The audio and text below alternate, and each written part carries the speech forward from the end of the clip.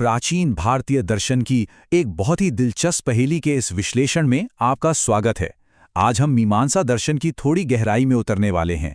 विशेष रूप से मीमांसा सूत्र 3.1.8 के उस हिस्से का विच्छेदन करेंगे जो हमारी रोजमर्रा की समझ या कॉमन सेंस को सीधे चुनौती देता है।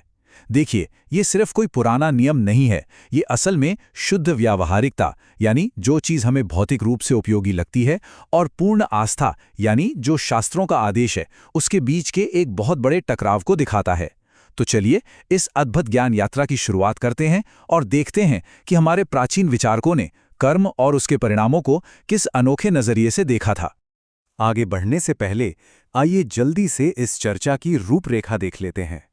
हम सबसे पहले इस दार्शनिक पहेली को समझेंगे, फिर मूल सूत्र और उसके अर्थ पर बात करेंगे। उसके बाद अपूर्व के रहस्यमयी सिद्धांत को डिकोड करेंगे, संबंध और संदर्भ के तर्क को परखेंगे और अंत में पूर्व पक्ष के फाइनल निष्कर्ष तक पहुंचेंगे। तो शुरुआत करते हैं अपने पहले भाग से, मीमांसा दर्शन की एक पहेली। यह हिस्सा एक ऐसी डिबेट का मंच तैयार करता है जो पहली नज़र में आपको थोड़ी अजीब लग सकती है। जरा इस सवाल पर गौर कीजिए, क्या किसी ठोस अनाज के लिए निर्धारित कर्म को तरल घी पर भी लागू किया जाना चाहिए? अब सुनने में यह बात थोड़ी हास्यास्पद लग सकती है ना? मतलब कोई भला तरल घी को कैसे कूट सकता है? लेकिन मजे की बात यही है, यही वो मुख्य दुविधा है जिस पर हमारे आज के विरोधी पक्ष यानी पूर्व पक्ष का पूरा तर्क टिका हुआ है। ये एक ऐसी चुनौती है जो भौतिक विज्ञान की सीमाओं को पार करके सीधे दर्शन की दुनिया में एंट्री लेती है।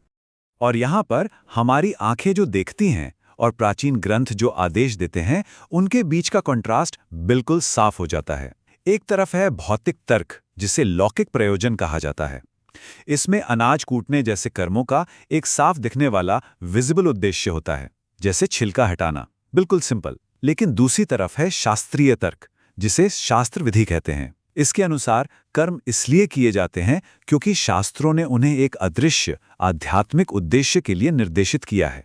अब असली लड़ाई इसी बात की है कि किसी कार्य की वैल्यू उसके दिखने वाले रिजल्ट में है या उसके पीछे छिपे शास्त्रीय आदेश में। अब सीधे इस पहेली के सोर्स की तरफ चलते हैं। हमारा दूसरा भाग है सूत्र और उसका मूल अर्थ, जहां हम देखेंगे कि शास्त्र खुद इस बारे में क्या कहते हैं। मीमांसा सूत्र के तीसरे अध्याय के पहले पाद का 8वां सूत्र कहता है, विहितस्तु सर्वधर्मः स्यात् संयोगतो अविशेषात् प्रकरणाविशेषाच्च। यही वो प्राचीन नियम है जिसे आज हम डिकोड कर रहे हैं। और सच मानिए, ये एक अकेली पंक्ति पूर्व पक्ष के पूरे तर्क का बेस है। यहां सबसे क्रूशल पॉइंट है इस एक शब्द को समझना, सर्वधर्म। ये दार्शनिक कॉन्सेप्ट ये दावा करता है कि कूटना या पवित्र करना जैसे कर्म हर उस चीज पर लागू होते हैं जो यज्ञ का हिस्सा है। फिर चाहे वो चीज ठोस हो या तरल, कोई फर्क नहीं पड़ता। इसके अनुसार कर्मों में कोई भेदभाव नहीं होता। द्रव्य का भौतिक स्वरूप कैसा भी हो, यज्ञ की वेदी पर सब एक समान है। आसान भाषा में कहें तो जब कोई नियम बनता है तो वो बिना किसी अपवाद के पूरी की पूरी व्यवस्था पर लागू होना ही चाहिए। और यही पूर्व पक्ष यानी प्रथम दृष्टया विचार का एकदम बेसिक तर्क है।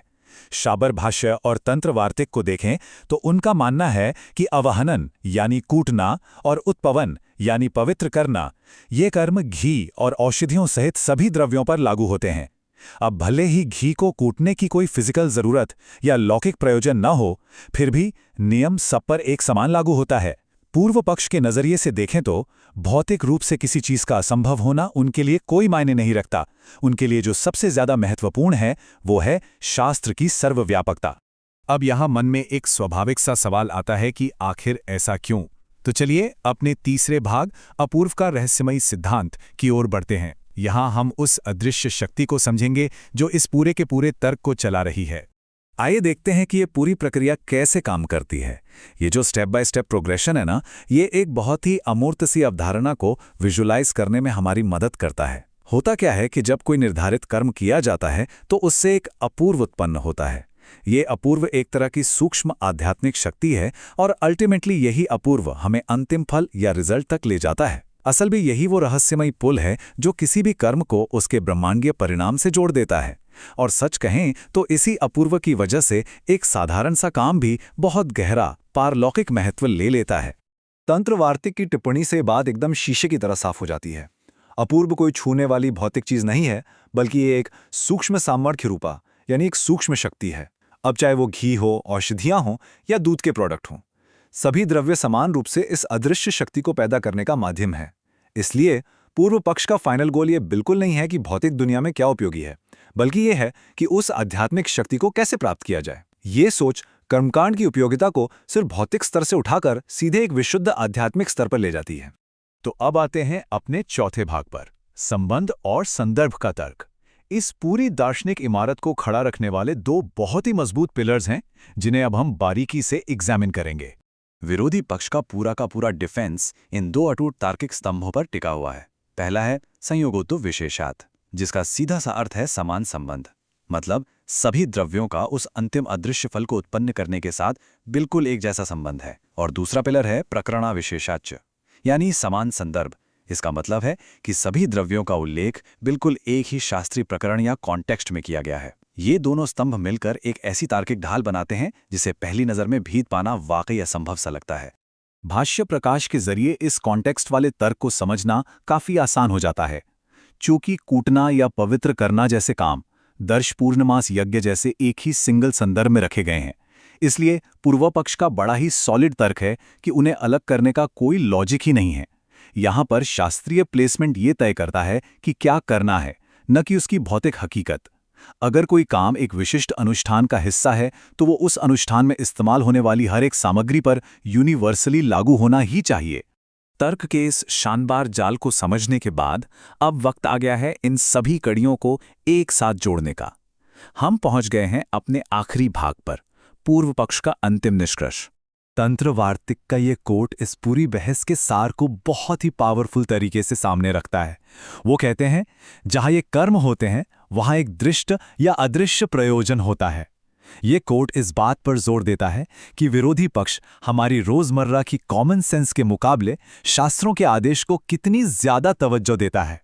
उनके हिसाब से अगर कोई चीज भौतिक रूप से उपयोगी नहीं भी दिख रही है तो उसका पक्का कोई ना कोई बहुत बड़ा अदृश्य प्रयोजन होगा जिसे सिर्फ और सिर्फ शास्त्र ही समझ सकते हैं। तो कुल मिलाकर बात आती है अदृष्ट उपकार पर, यानी अदृश्य लाभ। यही फाइनल कंक्लूजन है। पूर्व पक्ष की दुनिया में शास्त्रीय आदेश हमेशा अदृश्य लाभ पैदा करते हैं। जब आप इसे आस्था और प्राचीन ग्रंथों के लेंस से देखते हैं तो इस पजल के सारे टुकड़े बिल्कुल अपनी सही जगह पर फिट हो जाते हैं। ये फ्रेमवर्क इतना स्ट्रांग है कि इसके भीतर सभी कर्मों को सभी द्रव्यों पर लागू करना पूरी तरह से लॉजिकल लगता है। ये बात समझना बहुत जरूरी है कि प्राचीन दर्शन में तार्किकता और कंसिस्टेंसी का कितना ज्यादा महत्व था, भले ही वो चीज भौतिक वास्तविकता को पूरी तरह से नकार क्यों ना दे। लेकिन अब सबसे बड़ा सवाल उभर कर सामने आता है। जरा सोचिए, यदि पूर्व पक्ष यह साबित करने में पूरी तरह से सफल हो जाता है कि शास्त्रों के आधार पर सभी कर्म सभी द्रव्यों पर लागू होते हैं, तो मीमांसा के मुख्य दार्शनिक यानी सिद्धांती इस लौह कवच जैसे तर्क को कैसे तोड़ेंगे? वो इसका खंडन कैसे करेंगे? यह एक ऐसा जबरदस्त बौद्धिक सस्पेंस है जो हमें विचारों की अनंत संभावनाओं की खोज करने के लिए मजबूर कर देता है। मीमांसा के इस डीप डाइव में हमारे साथ जुड़ने के लिए बहुत बहुत धन्यवाद।